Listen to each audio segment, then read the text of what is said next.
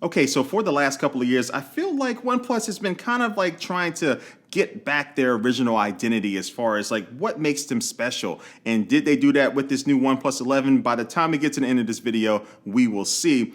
But the one thing I think about when I think about a OnePlus phone is going to be the price, right? Their whole thing is that they give you a flagship-like phone for a non-flagship price. So let's talk about the price. And so this phone starts at $699 US, and that gets you 8 gigabytes of RAM and 128 gigabytes of storage. And then for $799, that gives you 16 gigabytes of RAM and 256 gigabytes of storage. And so look, I'm not mad at the pricing of this phone at all, but I would like to see a 512 gigabyte storage option because 256 might not be enough for some people. And you do get a dual SIM card slot, no eSIM by the way, but you also don't get a micro SD card slot. So the storage that you buy is going to be the storage that you get. But the real question is whether or not this $699 phone still feels like a flagship phone, and my answer is yes. So as I flip this thing over and still use the under display fingerprint scanner, which is still pretty fast, you still find that this phone does have the Snapdragon 8 Gen 2 platform inside of this,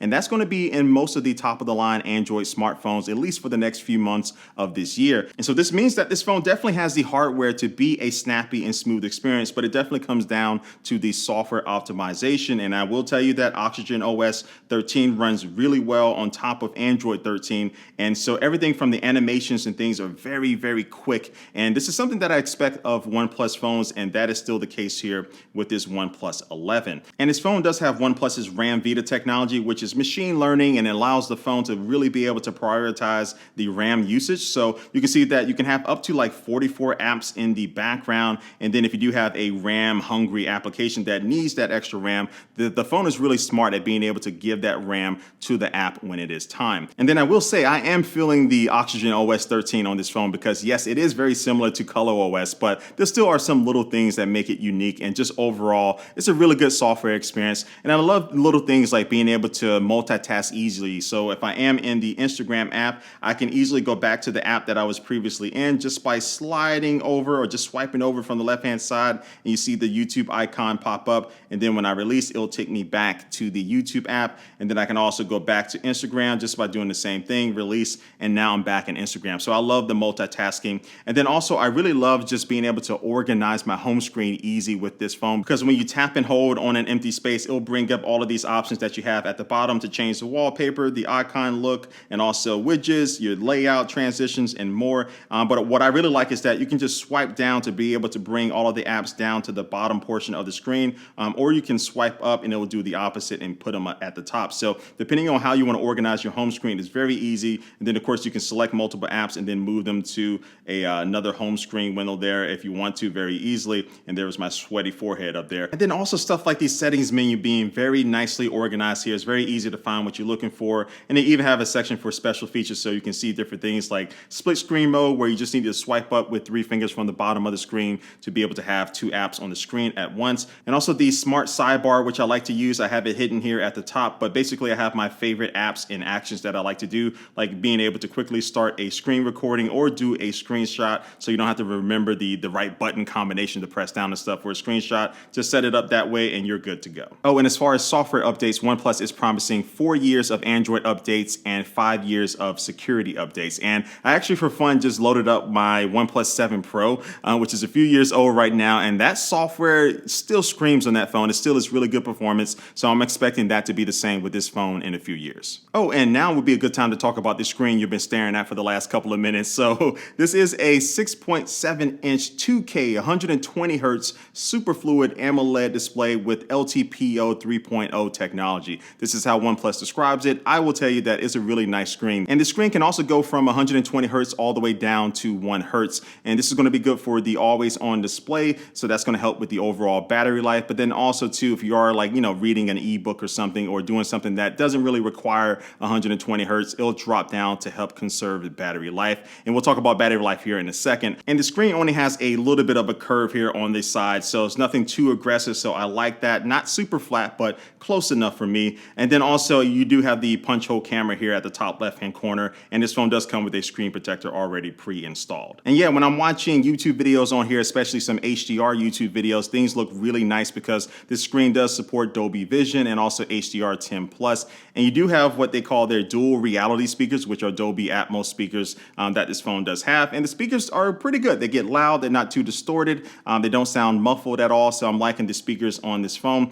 So overall, watching videos on this is really nice, but I especially love this phone for gaming because I did notice after I was playing like Call of Duty for maybe over like an hour or so, I touched the back of the phone and it was only a little bit warm, and that's because they did increase the size of the cooling vapor chamber inside of this phone. And I think they say up to like 92% as far as better performance that you are getting with this new vapor chamber. So that's a pretty big jump up, but it's definitely doing something there because when I was gaming using the backbone controller, normally that restricts, the airflow and stuff a little bit, but I touched the back of the phone after gaming and it was still just fine. And then after my gaming sessions or when I was watching a bunch of YouTube videos for a while, you get lost like that sometimes, the battery life is still pretty good. So this phone has a 5,000 milliamp hour battery, and usually for me, all day usage means like from like 7:30 a.m. to around like 8 p.m. I still found that my phone was still hovering around maybe 20% or so, give or take. And so that's really good for me. And then also when it does come time to charge, OnePlus still includes a charger and a cable inside of the box with their phones. And I'm sure OnePlus cares about the environment, but right now they're like a YOLO when it comes to the charger in the box. And so the charger supports up to 100-watt charging, but this phone supports up to 80-watt charging, which means you can get from 0 to 100% in just around 27 minutes. But if you are a fan of wireless charging, this phone does not have wireless charging, so you're out of luck there. Now, what do you think about the design of this phone? So versus the OnePlus 10 Pro from last year, the major difference that you see is with the rear cameras, and the camera module on the back has a rounded look versus the squarish look that they went with the 10 Pro. So I personally don't mind either one of them, but there are two things that I want to fix with the design of this phone this year. One is going to be this kind of little greasy finish that they have underneath the glass on the rear camera module. I know what they were going for, but I personally would have left that off. But two, I love the finish on the black version of this phone, which is a matte frosted glass finish on it. It really does a good job at resisting fingerprints versus this shiny, glossy, typical glass finish on the back of the green version of this phone, which one makes it horrible for trying to record video because of the reflections, but two, it just shows some of the normal wear from your greasy fingers all over the phone. But overall, I'm liking this unibody look of the design of this OnePlus 11. And all right, so now let's talk about the cameras. And I'm actually recording this little portion using the front-facing camera, but it only records in 1080p. I do want to see that bumped up to 4K, especially in 2023. But you can record 4K video up to 60 frames per second using the rear-facing cameras, and you can also even go up to 8K if you want, but I think 4K is a sweet spot for this particular phone. And the overall stabilization is good, and I do like enabling the AI mode, which I actually prefer because it does help with the overall lighting of the video, and it actually turns down the contrast down a little bit, whereas with the regular video mode, I find that it's a little bit too over processed in some areas, but the AI mode does a pretty good job. So in the future, I do want to see more of that AI mode become the standard when it comes to the video recording. But now let's switch over and start talking about the photos. So you do have a main 50 megapixel camera on this, and when you do enable the high quality or the 50 megapixel mode, you do have a decent amount of quality to use when you do want to crop in after the fact. And you can still use the same mode with the ultra wide camera, but it does go down a little bit to 48 megapixels. But even when you're not using the high quality mode, just the regular photos look good, especially when you give it a decent amount of sunlight. So I did take some photos when it was kind of cloudy and kind of a little bit moody in St. Louis, and I wasn't that impressed. But when I came out here to New York for the launch event and I started taking some photos with a little bit of the sun creeping out, I really love the results of it, especially when you're using portrait mode. And when you find yourself in a low light situation or nighttime photography, it does a decent job, especially if you can find just a little bit of light to kind of, highlight your face if you are taking selfies. But when you start taking things of other things, you start to see a little bit of those kind of like the shortcomings there. And then with the ultra wide camera, you do have an 115-degree field of view, so you can get a lot into that shot. And this camera can also be used as a macro camera that does perform well if you do want to get up close and personal with something to take a different style or looking shot. But I do want to see a little bit more emphasis in the zooming capabilities, but it just has a 2x optical zoom, and we're seeing just a more emphasis in the better zooming capabilities from other phones. And at 2x, it's not that bad at all, but when you want to go further than that, you start to get that digital noise being introduced. So a little bit more emphasis in the zooming next year will definitely be a good thing. So just getting straight to the point, if you're comparing this to the S23 Ultra, the iPhone 14 17 Pro and even the Pixel 7 Pro, the photos are lacking a little bit, but that's when you're comparing it to kind of the top of the line when it comes to this particular category. And so my thoughts about the cameras really roll over into my overall thoughts about this phone. And the question I asked in the beginning is whether or not OnePlus is back to kind of who they were a few years ago. And I say this is the closest that they've been in a long time, because for $699, this is a great package of a phone with the processing power, with the display, with the great battery life.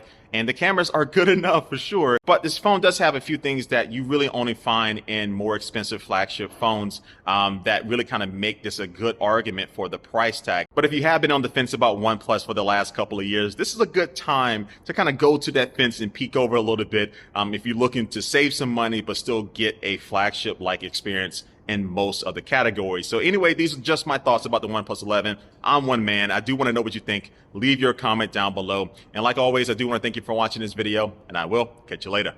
Peace.